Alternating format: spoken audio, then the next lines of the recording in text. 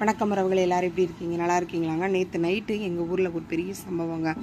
என்ன அப்படின்னு சொன்னால், பக்கத்து காட்டில் இருந்த குப்பையை எரிய விட்டுருக்காங்க. காற்று வேகமாக அடித்ததுனால அதுலேருந்து நெருப்பு துளிகள் பறந்து வந்து 5 ஏக்கர் கிட்டத்தட்ட அந்த காட்டில் இருக்கக்கூடிய சோள கருதெல்லாம் ஒடிக்கிற ஸ்டேஜில் இருக்குது. அந்த சோள கருதில் லைட்டாக பிடிச்சி அந்த காட்டில் இருக்கிற சோளம் ஃபுல்லாகவே பற்றிக்கிட்டு கொழுந்து விட்டு எரியுதுங்க. தீயணைப்பு வண்டி வரதுக்குள்ளே எல்லா சோளமுமே எல்லா சோளத்தட்டையுமே கருகி போயிடுச்சு. உண்மையிலேயே அந்த காட்டுக்காரங்க கதறி அடிச்சுக்கிட்டு அழுத காட்சி எல்லாருக்குமே ரொம்ப கஷ்டமாக போச்சு. மக்கள் நீங்கள் எல்லாருமே கொஞ்சம் பாதுகாப்பாக இருக்கணும். ஏன்னா இப்போ தென்மேற்கு பருவக்காட்சி காலமாக இருக்கிறதுனால காற்று வந்து வேகமாக எல்லா ஊர்களையுமே அடிக்குது. நம்ம வீட்டில் பற்ற வைக்கக்கூடிய சிறு துரும்பு தீ கூட அடுத்த வீட்டில் பெரிய பாதிப்பு ஏற்படுத்த வாய்ப்பு இருக்குது. நம்ம வீட்லேயும் பாதிப்பு ஏற்படுத்த வாய்ப்பு இருக்குது.